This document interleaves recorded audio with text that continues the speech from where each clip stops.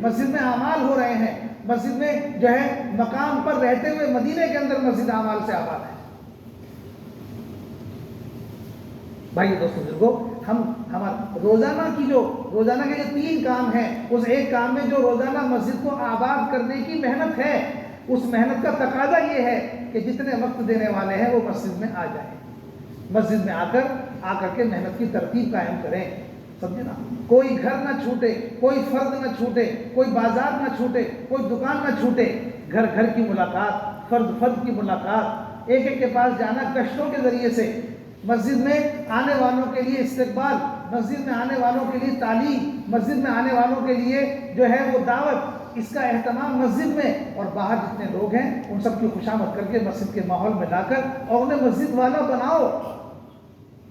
حدیث کے اندر آتا ہے، میری آپ کی بات نہیں ہے، حدیث میں آتا ہے فتنوں سے بچنے کے لیے 3 کام کرو، فتنوں سے بچنے کے لیے 3 کام کرو، مسجد میں رہنے کو لازم پکڑو، جماعت کے ساتھ رہو، مسجد میں رہو اور عام لوگوں کے ساتھ رہو، عام لوگوں کے ساتھ رہو، مسجد میں رہو، جماعت کے ساتھ رہو، عام لوگوں میں رہو، فتنوں سے بچنے کا ذریعہ ہے۔ ہماری خلوتیں گناہوں میں مشغول کر رہی ہیں، ہماری خلوتیں، ہماری تنہائیاں ہمیں گناہوں میں مشغول کر رہی ہیں۔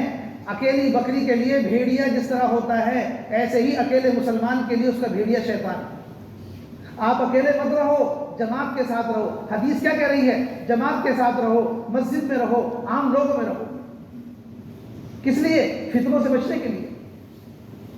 ایک مسلمان سے اس کا وقت مانگو، یہ نہیں ہے کہ جماعت آئیے گشت کرا دو، ہم آج ہمارے گشت کا دن ہے گشت کرا دو، اتنا تقاضا نہیں ہے مسلمان سے۔ مسلمان سے تقاضا یہ ہے کہ آپ کے پاس جو فارغ وقت ہے آپ اسے مسجد میں دینے کا معمول بنا دو۔ ہر مسلمان سے مسجد کے لیے وقت مانگو، وہ مسلمان جو فارغ کرے گا مسجد کے لیے وقت، اس کے ذریعے سے مسجد 24 گھنٹے آبادی کی ترتیب پر آئے گی۔ کیسے آئے گی؟ 24 گھنٹے آبادی کی ترتیب پر آئے گی، 24 گھنٹے آبادی کی ترتیب پر آئے گی۔ جماعت جس طرح 24 گھنٹے 8 آدمی کی جماعت مسجد کو آباد کر رہی ہے، ایسی مقام پر لوگ سارے محلے والے مل کر اپنی مسجد کو آباد رکھیں۔ حضرت فرماتے تھے مولانا یوسف صاحب رحمۃ اللہ علیہ، مسلمان اپنے گھر میں وقت دینے سے نہیں بگڑتا، مسلمان کاروبار کرنے سے نہیں بگڑتا، کاروبار کرنے سے مسلمان نہیں بگڑے گا، گھر میں وقت دینے سے نہیں بگڑے گا، کاروبار میں وقت دینے سے نہیں بگڑے گا۔ فرماتے تھے مسلمان بگڑ رہا ہے گھر اور کاروبار کے علاوہ کا جو وقت ہے اس کے غلط استعمال سے، اس کے غلط استعمال سے۔ ہم کہتے ہیں کہ ایک مسلمان سے ہمارا تقاضا یہ ہے، ہمیں آپ کا کاروبار کا وقت نہیں چاہیے، ہمیں آپ کے گھر کا وقت بھی نہیں چاہیے، گھر کا وقت گھر میں دو، کاروبار کا وقت کاروبار میں دو، آپ کے پاس گھر کاروبار سے جو وقت بچ جائے اسے مسجد کے لیے دے دو۔ کر سکتے نہیں کر سکتے؟ بتاؤ، آسان ہے مشکل ہے؟ حضرت فرماتے تھے جو خالی وقت ہے اگر اس کا استعمال نہ ہوا صحیح تو اسی سے بگاڑ آئے گا، اسی سے بگاڑ آئے گا۔ ورنہ آدمی اپنے گھر میں بھی ہوگا، اپنے کاروبار میں بھی ہوگا، اور اس کی زندگی میں اولیاء اللہ والی صفات بھی ہوں گی۔ کس کی برکت سے؟ کہ اس کا خالی وقت آپ نے مسجد میں لگوا دیا، صحیح وصول کر لیا۔ مسجد میں اعمال ہیں، مسجد میں فرشتوں کا ماحول ہے، مسجد اللہ کا گھر ہے، اس میں آئے گا تو تربیت ہوگی۔ مسجد میں آئے گا، مسجد کے اندر کے تقاضے بھی ہیں، مسجد کے باہر کے تقاضے بھی ہیں، باہر جا کر ملاقات کرنا، باہر جا کر گشت کرنا، اندر آ کر کے مسجد کے اعمال میں لگنا، دونوں تقاضوں سے مسجد آئے گا تو ہر کہیں نہ کہیں استعمال ہوگا۔ اس لیے ایک مسلمان سے روزانہ جو وقت دینے والے لوگ ہیں، جتنا عملہ یہاں بیٹھا ہوا ہے، اسے تو یہ نیت کر لی ہے انشاءاللہ کہ گھر کاروبار سے جتنا وقت ہمارا بچ گیا وہ ہم سارا مسجد کو دینے کی نیت کریں گے۔ کون کون تیار ہے؟ کر لو گے؟ ہر مسلمان کے پاس کتنے گھنٹے ہیں فارغ؟ ہر مسلمان کے پاس کتنے گھنٹے فارغ ہیں؟ عام طور پر 8 گھنٹے۔ عام طور پر کتنے؟ 8 گھنٹے۔ 8 گھنٹے حضرت فرماتے تھے 8 گھنٹے گھر میں دے دو جس میں 6 گھنٹے سونا بھی ہے۔ 8 گھنٹے اپنے گھر میں دو جس میں 6 گھنٹے سونا بھی ہے۔ فرماتے تھے ایک تندرست آدمی کے لیے 6 گھنٹے سونا کافی ہے۔ رات کے اول حصے میں سو جاؤ گے، نیند پوری ہو جائے گی، سونے کے وقت میں جاگ رہے ہو، جاگنے کے وقت میں سو رہے ہو، نیند پوری نہیں ہوگی۔ ہماری بیماری یہ ہے کہ سونے کے وقت میں جاگ رہے ہیں اور جاگنے کے وقت میں سو رہے ہیں، اور پھر کہتے ہیں ہمارے پاس وقت نہیں ہے۔ وقت آپ کے پاس ہے، آپ کو پتہ نہیں۔ آپ کے پاس وقت ہے، آپ کو پتہ نہیں ہے۔ میں نے پھر وہی کہوں گا کہ آپ کے اندر بیماری ہے، آپ کو پتہ نہیں ہے، علاج کراؤ۔ مشین پہ جا کے کھڑے ہو گے تو پتہ لگے گا کہ میرے اندر کیا ہے۔ آپ کے پاس وقت ہے، آپ کو پتہ نہیں ہے۔ ہر مسلمان کے پاس وقت ہے۔ کوئی مسلمان 24 گھنٹے دکان پر نہیں بیٹھتا، کوئی مسلمان 24 گھنٹے سوتا نہیں ہے۔ 24 گھنٹے سو نہیں رہا، 24 گھنٹے دکان پر بیٹھ نہیں رہا، تو پھر 24 گھنٹے کہاں جا رہے ہیں؟ کہاں جا رہے ہیں؟ 24 گھنٹے میں سے ایک وقت سونے کا ہے، 24 گھنٹے میں سے ایک وقت کاروبار کا ہے، باقی کہاں چلا گیا؟ باقی کہاں چلا گیا؟ ہر مسلمان کے پاس 8 گھنٹے کم زیادہ ہو سکتے ہیں، کم زیادہ ہو سکتے ہیں۔ 8 گھنٹے عام طور پر مسلمان کے پاس فارغ ہیں، چاہے وہ مسجد کو دے یا نہ دے وہ الگ بات ہے۔ مسجد کو دے یا نہ دے وہ الگ بات ہے، لیکن فارغ ہیں۔ کسی مسلمان کے کندھے پہ ہاتھ رکھو، یوں کہے کہ میں فارغ نہیں ہوں، یہ غلط ہے، یہ غلط ہے۔ ہر مسلمان کے پاس وقت فارغ ہے۔ جب ہر مسلمان کے پاس وقت فارغ ہے تو مسجدیں خالی کیوں ہیں؟ مسجدیں خالی کیوں ہیں؟ ایک ہی جملے میں اس کا جواب ہے، ایک ہی جملے میں۔ مسلمان کے پاس وقت فارغ ہے، پھر مسجدیں خالی کیوں ہیں؟ مسجدیں اس لیے خالی ہیں کہ مسلمان کے پاس جو وقت فارغ ہے اسے مسجد میں دینے کی عادت نہیں۔ سیدھی سی بات ہے، جو مسلمان کے وقت فارغ ہے وہ فارغ وقت مسجد میں دینے کی عادت نہیں ہے۔ چاہے کہ ہوٹلوں پر، بازاروں میں، سڑکوں پر، دوستوں کے ساتھ، ایران قرآن کی مجلسوں میں وقت کہاں سے نکل رہا ہے؟ یہ وقت سارا مسجد کا ہے جسے آپ خرچ کر رہے ہو۔ سمجھدار اتنے ہیں کاروبار کا نقصان نہیں کرتے، دکان کا نقصان نہیں کرتے، گھر کا نقصان نہیں کرتے، سارا نقصان مسجد کا کر رہے ہیں۔ سارا نقصان کسے کر رہے ہیں؟ مسجد سے کر رہے ہیں۔ اسی لیے ہمارے ہاتھ میں وقت ہے، اس کا استعمال غلط ہے، اسی لیے آج دین کے بارے میں یہ سارا ماحول بنا ہوا ہے۔ اگر ہمارے فارغ وقت کا استعمال صحیح ہو جائے گا تو کیسا ماحول بنے گا؟ بولو۔ تو آپ حضرات سب اس کی نیت کر لیں، انشاءاللہ ہم اپنی اپنی مسجدوں سے شروع کریں گے، اور مسجدوں میں ایک ایک اپنے ساتھی کی، جو پرانے ساتھی وقت لگائے ہوئے ہیں، 8-8 گھنٹے کی ان کی تشکیل کریں۔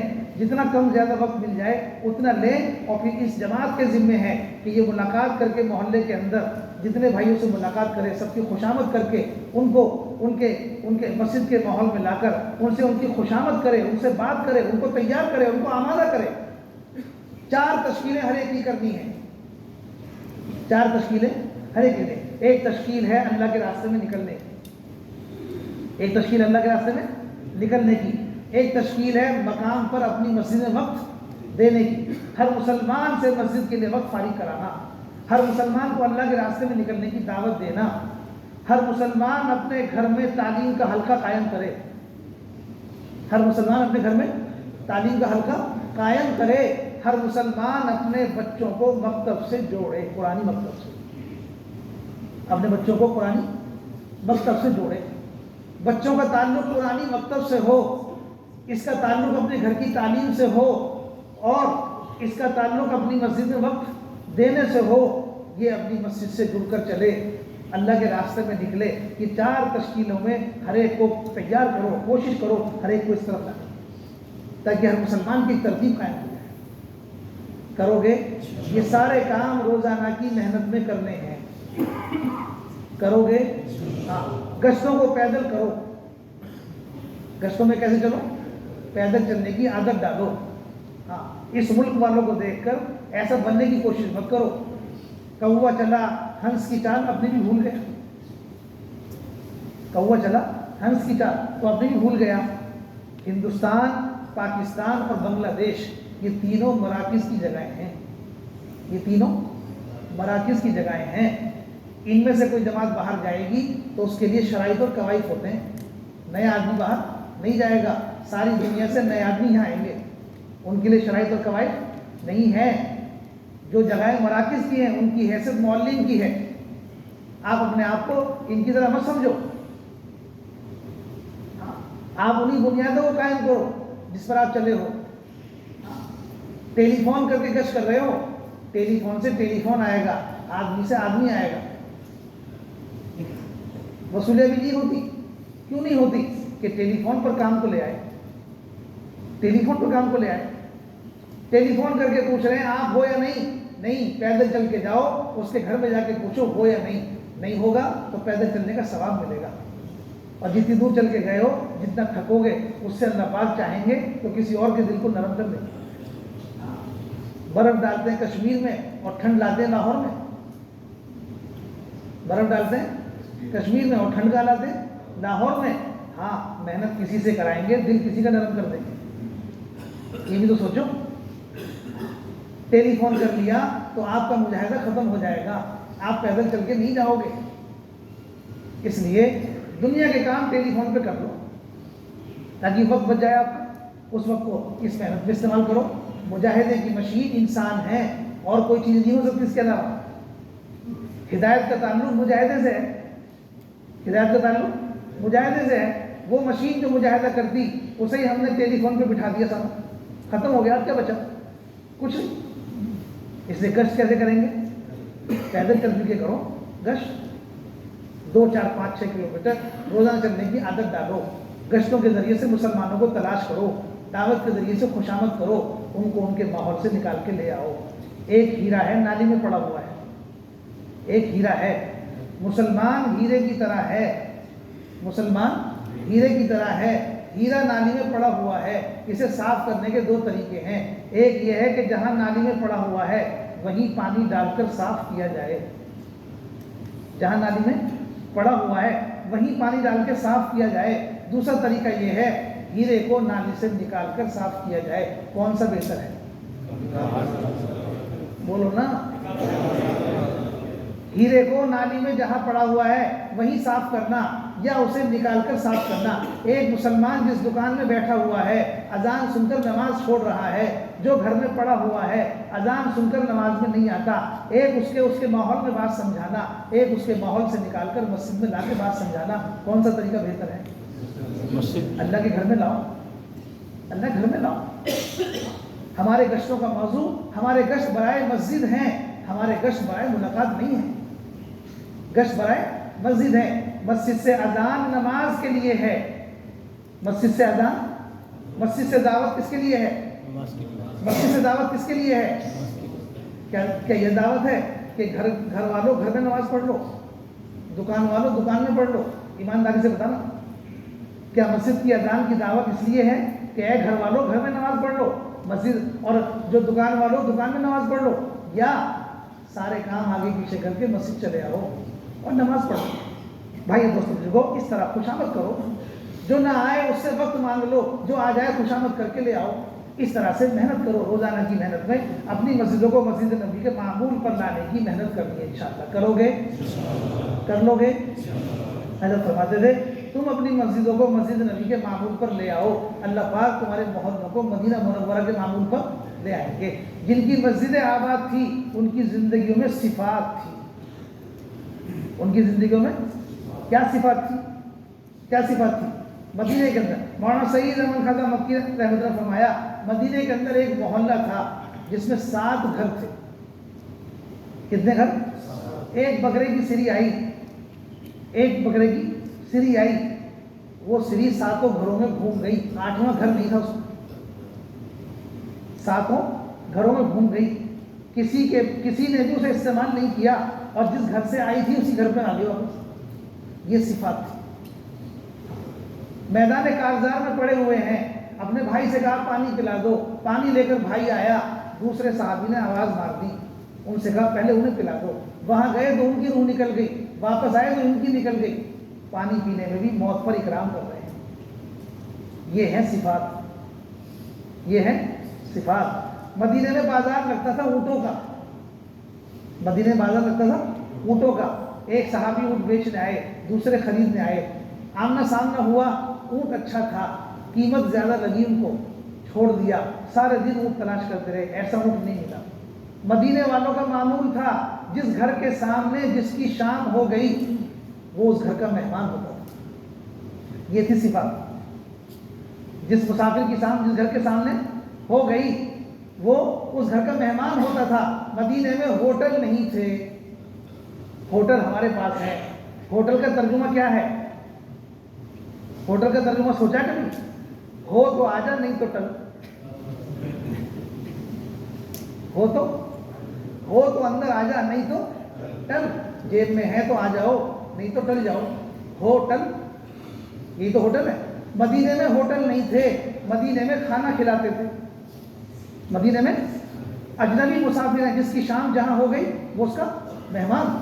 یہ اونٹ بیچنے والے جب اس کے پاس آئے، اونٹ خریدنے والے ان کے پاس آئے کہ مجھے وہ اونٹ چاہیے، تو شام ہو گئی تھی، وہ نکل گئے تھے، ان کا اونٹ بکا نہیں. انہوں نے کہا مجھے اونٹ وہی خریدنا ہے. گاؤں کا پتہ معلوم کرا، گھر کا پتہ معلوم کرا، چلے گئے.